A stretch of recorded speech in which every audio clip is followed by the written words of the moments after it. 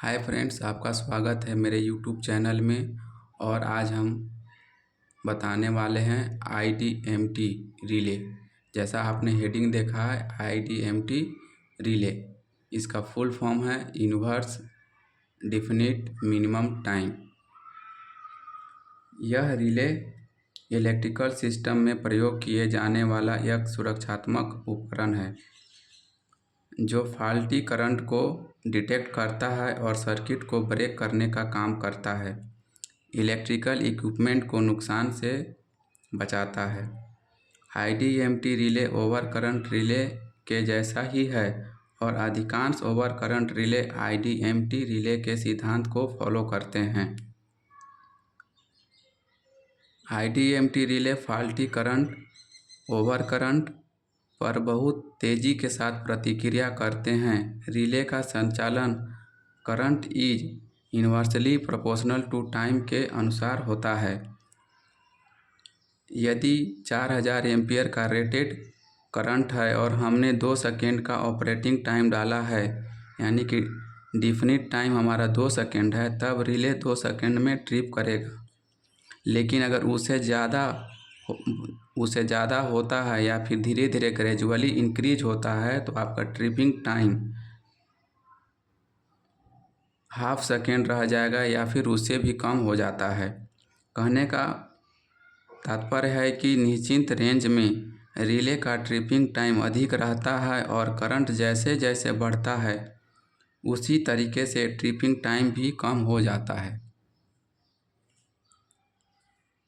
जैसा आप देख पा रहे हैं इन्वर्स डिफिनिट मिनिमम टाइम, इसका आंशिक कोड है 51। कहीं भी इलेक्ट्रिकल फीडर में अगर 51 मेंशन है तो वह IDMT रिले हो सकता है। इलेक्ट्रोमैग्नेटिक रिले में डिफरेंट टाइप्स के रिले यूज किए जाते हैं, जैसे कि under voltage relay, instantaneous relay, auxiliary relay, master trip relay, over current relay etcetera.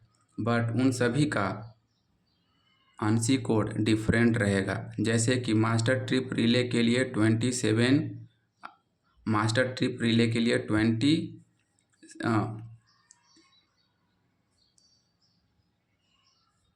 जैसे कि आपका IDMT रिले के लिए 51 है, मास्टर ट्रिप के लिए 86, अंडर वोल्टेज के लिए 27 आंशिक कोड डिफाइंड किया हुआ है।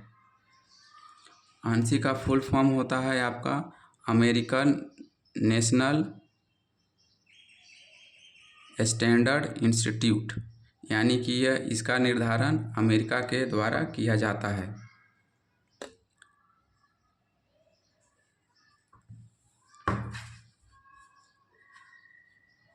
इसका relation time is inversely proportional to time है। यहाँ पे जैसे करंट आपका बढ़ रहा है तो आपका ट्रिपिंग टाइम घट रहा है।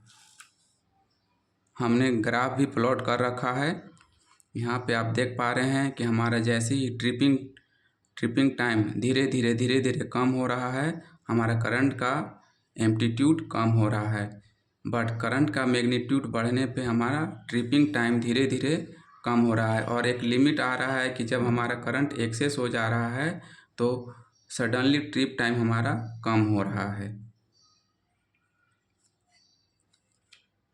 आइए इसका हम ट्रिपिंग मैकेनिज्म समझें।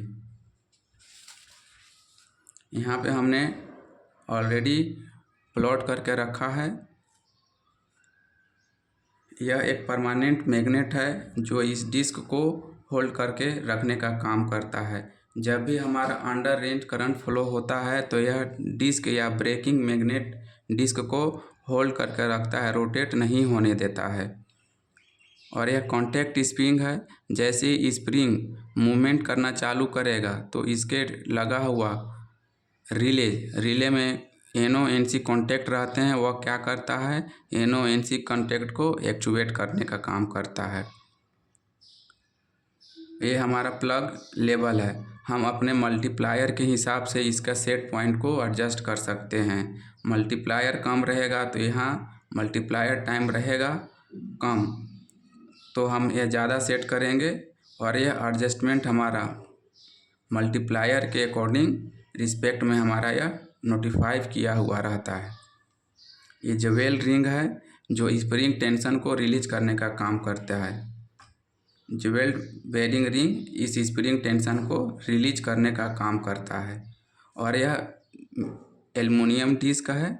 यह तब काम करेगा जब हमारा यहाँ पर इलेक्ट्रोमैग्नेटिक फोर्स क्रिएट होगा। इलेक्ट्रोमैग्नेटिक फोर्स क्रिएट तब होगा जब हमारा इसमें आपका सेकेंडरी में करंट फ्लो होना चालू होगा।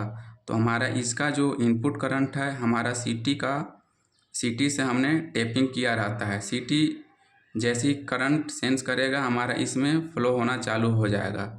जैसे जैसे करंट बढ़ेगा हमारा मैग्नेटिक फ्लक्स बढ़ेगा। मैग्नेटिक फ्लक्स के अनुसार वह एक टॉर्क डेवलप करेगा। वह टॉर्क क्या है, डिस्क को एंटी क्लॉकवाइज रोटेट करने का काम करेगा।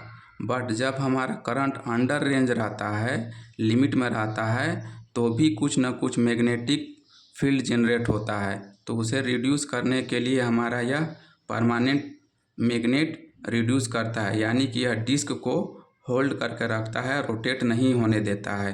अगर यह डिस्क घूमता रहेगा तो हमारा ट्रिप सर्किट अंडर करंट में ही ट्रिप हो जाएगा। तो उस चीज़ को हमें अवॉइड करना रहता है।